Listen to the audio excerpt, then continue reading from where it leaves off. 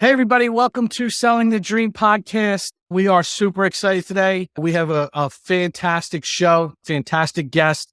As always, I am Ken Jordan, and I'm joined with my good friend from the West Coast, Joe Iredell. And Joe, how are you today? Doing great, man. I'm excited. Excited about today. About to learn a lot of stuff. I am too. We've been talking about it for a couple of days now, kind of leading up to it, and just so many questions to get answered. And our guest today, normally we talk about, sports or the weather or BSing about something or other, but we're skipping all that today, Joe. We're going to get right after it. That's it. Cut through the fluff. Let's get to the fluffs. So let me introduce Dr. Donna De Carolis, with the Dean of the Charles D. School of Entrepreneurship at Drexel University. Dr. De Carolis, thank you so much for hanging out with us today. Thank you. It's going to be fun. It's my pleasure. My pleasure. The Charles D. Close School of Entrepreneurship. Charles D. Close School of Entrepreneurship. All right, cool. So when I first had the idea, when I came across your profile, it blew me away because I never thought of a school of entrepreneurship, a college school of entrepreneurship. I'm like, we have got to have this person on because we have so much to ask. We want to learn so much about it. Before we get into the questions, can you just kind of give us a little bit about your background and your journey to becoming the Dean of the Charles D. Close School of Entrepreneurship? Sure. I'll be brief. So my professional background has always been in education and also consulting. So truth be told, I started out as a high school teacher, and that lasted a year because I couldn't take it. So then I moved into getting an MBA, a PhD in business. I did consulting. I did strategic consulting with a focus on strategy and innovation. I landed at Drexel as a professor in the business school to get to my journey to the School of Entrepreneurship. And I was intrigued by my interactions with entrepreneurs and business folks, founders that I worked with and that I helped, because their successes, in my view, were really more about who they were than what they did. And to me, that's sort of the essence of what entrepreneurship is. And so, because there's a difference when you hear the word entrepreneur, which is a person, and entrepreneurship is a process. And it was very uncomfortable for me that most business school curriculums focused on the process. They focused on, the marketing, the law, the accounting, all aimed at starting a new venture. But really, when you think about it, in my view, that's only a small part. It's one side of being an entrepreneur. And so being an entrepreneur is really about an innovative mindset. It's about your character. It's about the ability to recognize opportunities, to screen them. And so I love the name of your podcast because it occurred to me that my dream to sell after university was to take entrepreneurship out of a business school and to have it stand on its own. That's somewhat disruptive in a university because in most universities, entrepreneurship is always tucked inside the business school and it's taught as a business discipline. And there's nothing wrong with that. But, coming from Drexel University's culture of entrepreneurship, innovation, experimentation, and the way that entrepreneurs really are, having an independent school of entrepreneurship that really focused on developing the character and the mindset and teaching students that way about entrepreneurship is much more relevant. I mean, particularly in today's world. And so that was sort of my dream to sell. And it's really fantastic because it stood out to me as one of the most important things about our country as a whole is the entrepreneurial nature that's embedded in our DNA. And yet so far, I've only seen one school of entrepreneurship. So that's not to say that there aren't other colleges, but this is the first I've heard of it. Is it the only one? Sure. So there are a couple that have popped up, and I think, and which is a good thing, and I think what makes, I'm biased, but I think what makes the Close School of Entrepreneurship unique is our unique curriculum and our really strong focus on developing that character, on developing that mindset, which you can do, which is possible. Because, sometimes people push back. Can you make an entrepreneur? Well, you know what? Can you make a leader? We have courses in leadership, Sure. Great point. It's Welsh, right? Well, And so, but the way to do that, and here's the opportunity that I had, my dream to sell was really when I had the funding and the get-go to create this School of Entrepreneurship.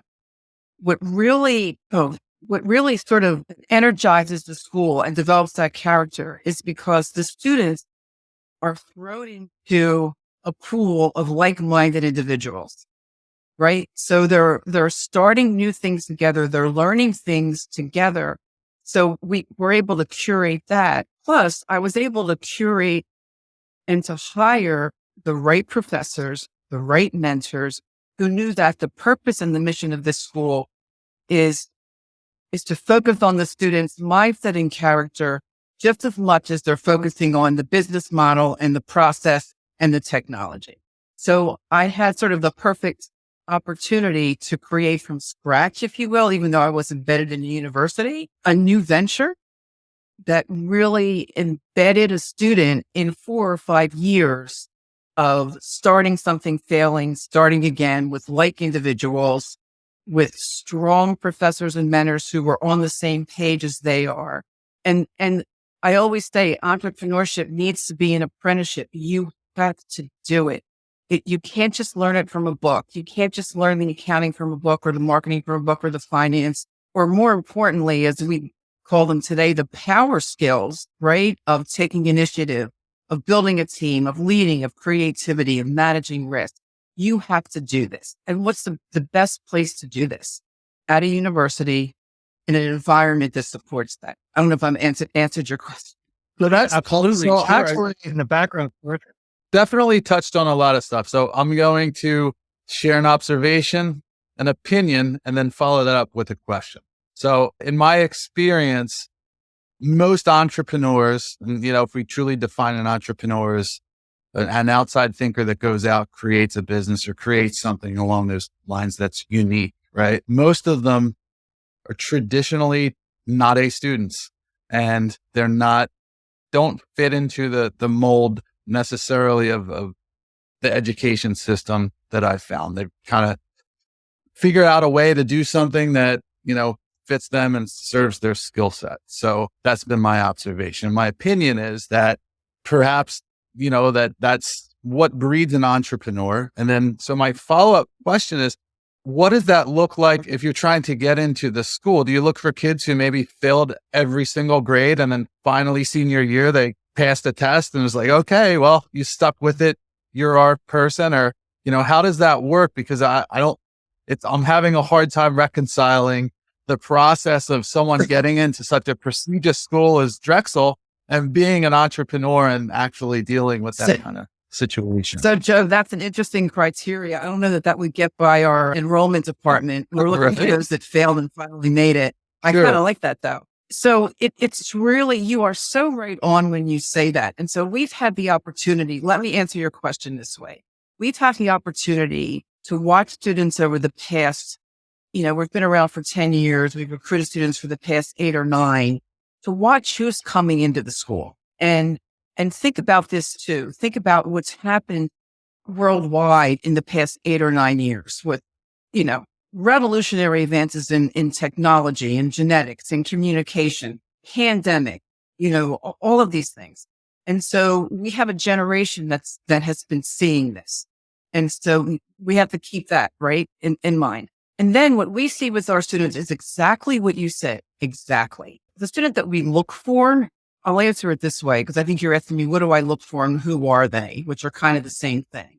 We're seeing more and more students who, and we put them into personas, like personality types. We have creators, we have explorers, we have technologists, we have family business individuals. But the common thread among all of them is that they have this desire. I used the word uncomfortable before. They're uncomfortable. They want to do something. And not every student comes in with an idea, and we don't want them to, right? Because you can get into a team or happen upon an idea. But the common thread, especially with Gen Zs, and all of us are lucky to have them, is because, they want to solve a problem. So there's this common sense of, and I think that's what you were getting at, Joe, of being uncomfortable. I don't just want to major in accounting or biology.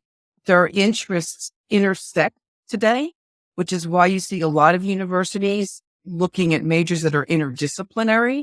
And so that's what we're seeing. And I think that at the close School of Entrepreneurship at Drexel, we've actually matched that customer need.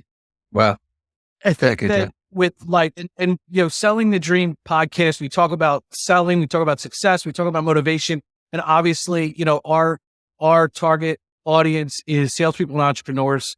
And I think that one of the things you just touched on is one of those universal truths is that everything in life, no matter what it is, there has to be desire. There has to be some desire to start is the framework for anything. And I love that that's kind of, whether they're a creator or whether they're an explorer, a technologist, your school is looking for the fundamental component that they first have to have desire to do something, And I think that's super cool and reinforcing for a lot of the stuff we read and learned.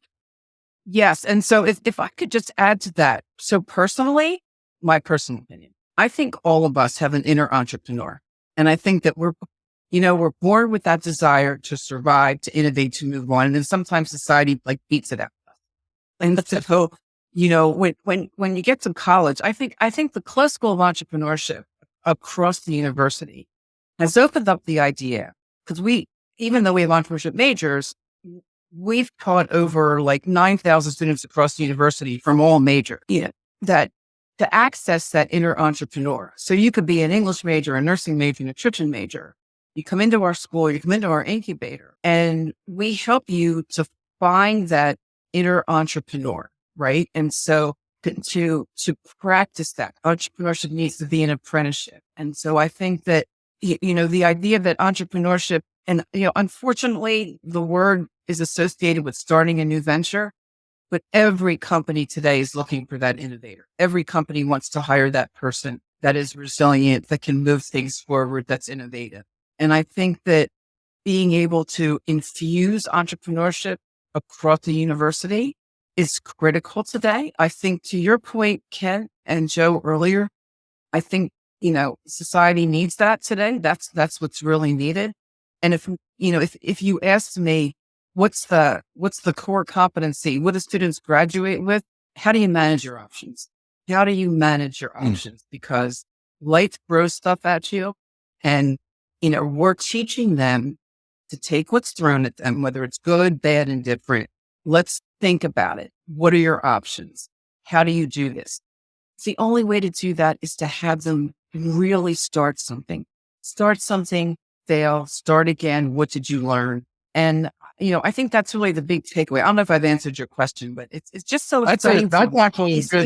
Yeah, that's a good segue, because we get through the process. They graduate with the entrepreneurial degree. Now, if I'm an employer, I don't know if I want to hire an entrepreneur. I'm afraid that I'll say something and then they're going to take that idea and, they're going to go off and they're going to do it on their own or whatever. So what's that look like post graduation? What kind of opportunities are they getting? And also, really what we're kind of interested too is if you can share some of the success stories of some of the students that you've had and things that they've gone on to that just kind of give us, they go through the process. Now, what's the prize at the end of the tunnel there? So remind me to tell you about the success stories. So you've asked me two things in a question. So, and remember context. We've got Gen Z, and we have companies that are looking for innovation. We have intense global competition. We have ever-changing technologies. So what we find with our alumni is that, now remember, they're graduating at 22, 23 years old. So some of them will continue to work with the companies they started. Some of them will work for another company. Some of them will do both.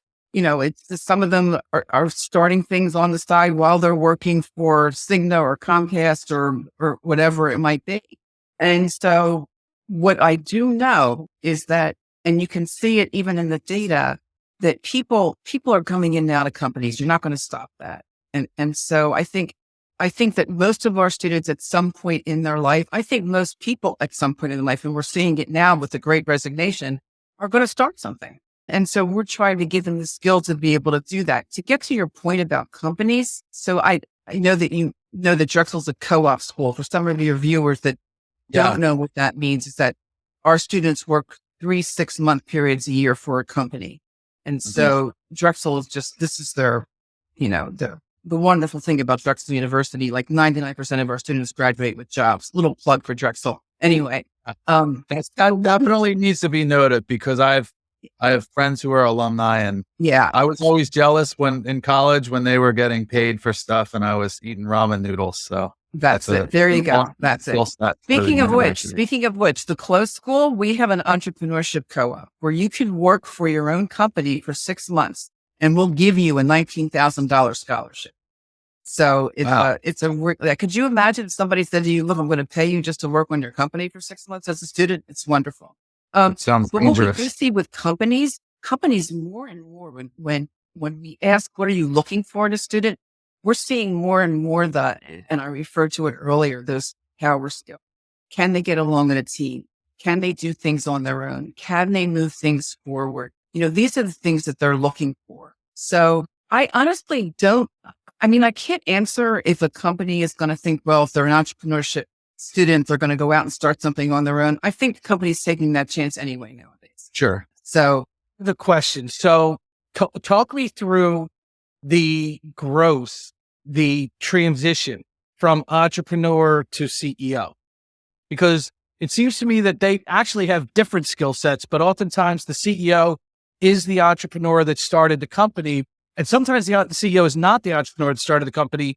So how does someone or what does that migration from entrepreneur to CEO look like? And do these skill sets, are they taught in this school as well? Are they preparing them to not only be a visionary, but are they preparing them to be an executive as well? I love the question. So one of the strong supporters of the closed school always says that we are preparing students to be CEOs. So let me answer it this way. When you start something, if you've ever started something, what you're doing is you're learning really about all the functions of a company. You're learning how to sell. You're learning about supply chains. You're learning how to deal with people. You're learning about everything. So let me answer it this way. From a student perspective, at the School of Entrepreneurship, as they're starting something, they're learning to be CEOs at the same time because there's so much power in starting something.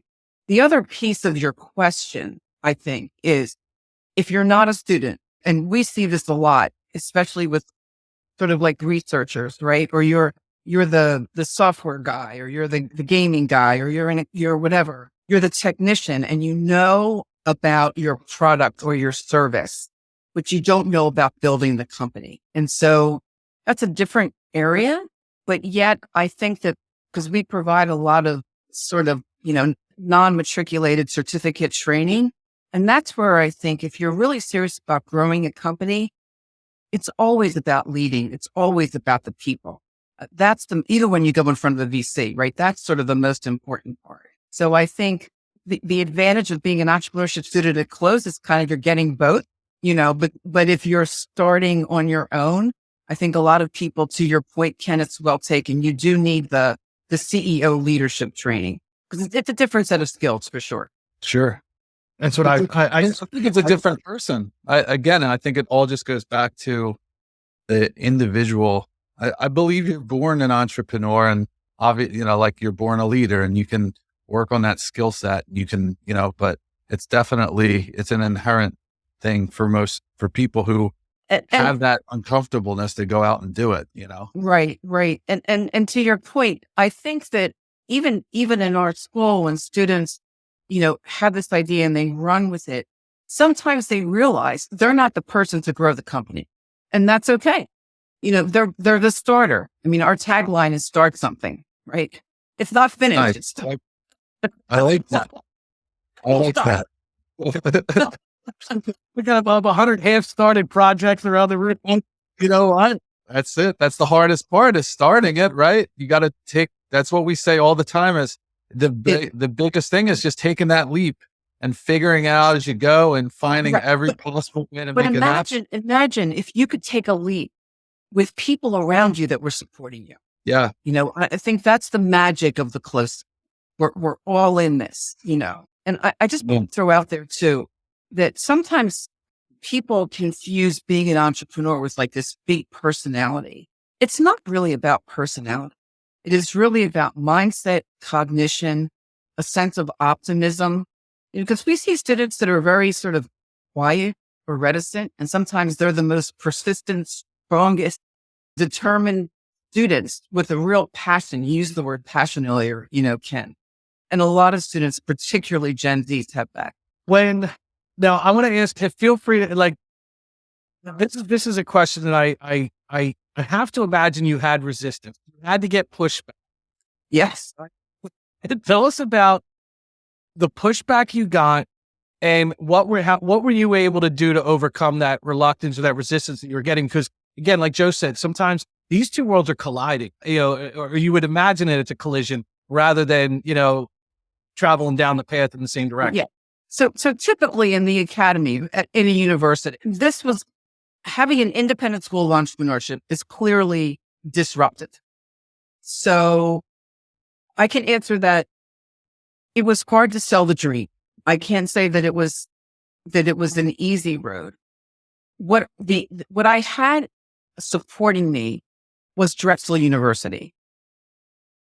Known for experiential education, known for technological innovation, known for an entrepreneurial mindset, a president who is, amazing and remarkable in civic engagement, in economic development, and generally a culture there that sort of supported that. So I was lucky there. And of course, I had the Charles D. Close funding. There was resistance. How can you do this? How can you take entrepreneurship from a business school? It's really a business discipline. And some people still think that. They think that entrepreneurship is a business plan, but we have the students and the evidence to say that this is not, it's so much more, and it's so much more important today. I can tell you also that being a business professor, a management professor for years and going to conferences, and then I have this school that I founded, and then I'm meeting my colleagues from other universities. They would look at me like I was crazy. Like, what do you mean it's not in the business? Because nobody thinks of it as to what it really is. So I would definitely be remiss at this point if I didn't point out the similarities here of what you're teaching and your own journey. So you had an idea, you had support from the university, you took the leap, it's turned into a successful entrepreneurial school. So you in essence, what you just described seems like it's the perfect testimonial to this incubator system. So with that, how about tell us about some of the other successes, some of your other students and what they're doing? Yeah, absolutely. Absolutely. So we had a student that graduated from our incubator. His company just got, I think, a $5.5 million investment. And, we're talking about a 25-year-old student, company called Lula. What they do is, this is really interesting. They help convenience stores through their platform better manage their inventory, so that the convenience store, like the 7-Eleven, are able to coordinate with the DoorDashes, the online delivery. And so they've been very, very successful. Another great success that we have is a company called Hidden Gems. It's a food technology company. They've received an investment of almost $3 million. I think our biggest student entrepreneur that graduated, interestingly, the very first student that we signed up at the Close School, his name is Evan Ellers. He had the company called Sharing Excess, which basically distributes excess food from grocery stores to community partners. He has actually gone national. He's been a Forbes under 30. He's delivered like millions of pounds of food. And what's really interesting about that business model, if you think about it, what he learned, it's one thing to think, I'm going to take food from Giant, and deliver it to community partners, but it's really all about logistics, right? How do you get that there? What does that look like? And that's really what his company has built up. So those are three interesting success stories. Are there themes of sustainability, community development? Are those common, reoccurring themes with the ideas that the students are coming up with, or is it just it run the gamut? You are lobbing up the best questions for me. So yes. So we've actually started, because Because all across the university, and I keep saying Gen Zs, and I think that the new generation is called Gen As. Did you know that? So Didn't know that. that's what I heard. So they're very interested in societal welfare, in climate change, in clean water, and in literacy. So we started something called an Impact Innovation Hub. And this is for students. We started with, we're calling it a green incubator. And there are 7 companies in that green incubator that are focused on sustainability, solar panels, rooftop gardening, different things in that area. But that is huge at the university. Food innovation. We have a food innovation certificate, food technology. It's really such an exciting time, for a university and for students at the university. It's so exciting when you think, and I love the name of your podcast again, to come in and to say, I have a dream or I want to have a dream or I want to start something. And higher education should be the place where you learn how to do that. And I agree. And for so long, that one piece I think was missing. And this is just, again, it's just fantastic. Joe, what other questions do you have? I have one more, but I want to save it for last. I'm going to give you the floor here. It's fascinating to me because I was not the greatest student and I've run successful companies and I've done it because I failed. And quite honestly, truth be told, I'm not employable. I don't think that I've had jobs at corporations and I didn't fit in. I just couldn't be like the guy in the cubicle next to me. And I look around and say, you know what? I got to make money. I got to figure this out. And that's what drove me to start my own companies and, have the success that I've had. And had there been something like that, and, I'm very proud as Kenny Nittany Lion with Penn State and, we made it through, but had there been something like that kind of we could cut our teeth on and, have a little bit of a safety net while we're figuring this stuff out, it probably would have saved me a lot of money and some hardships over the years to figure out what I figured out. So this is really cool. That's an interesting phrase, cutting your teeth. I think the point is, practice. Even if you're not going to start a company, just what you learn from starting something. Sure. In a space with like-minded individuals at a university, there's so much to learn by actually doing something. And I think that's what we're seeing in education generally, even from K to 12. Sure. You can't just stand in front of students and lecture anymore. They've got to be involved. They got to get their hands dirty. They've got to do something. Yeah. I think we've said it here that if I look back to the journey that got me to where I am now and knew what that was going to entail, I don't think we would have done it. I don't think, when you see the hard and how, what it's going to take, that's the hardest part. So and it really just comes from the fear of the unknown. So when you educate people on that and say, here, this is what you can expect and this is how to overcome it, I think that is that encouragement and that kind of, knowledge is crucial to launching something. So that's really optimism. Cool. Absolutely. Okay. So you've seen the show Restaurant Impossible, right? Where they come in and they got a failing restaurant and they revamp it. Is there anything for struggling entrepreneurs out there where Drexel University students will come in and tell them what they're doing wrong and resend them out in the world and be successful? I was sure if I told them the opportunity, they'd be lined up, Ken. I bet they would. Well, this was absolutely wonderful. I can't thank you enough for your time. I would love to visit down there and see more, but just without a doubt, I mean, this was a highly anticipated half hour for me, and I know it was for Joe, and knocked it out of the park, and we can't thank you enough. Well, as I say, entrepreneurship education empowers everyone. Absolutely. Thank you so much. It's been fun. You bet. Thank you. All right. We'll see everybody later. Thank you. Bye-bye. Thank you.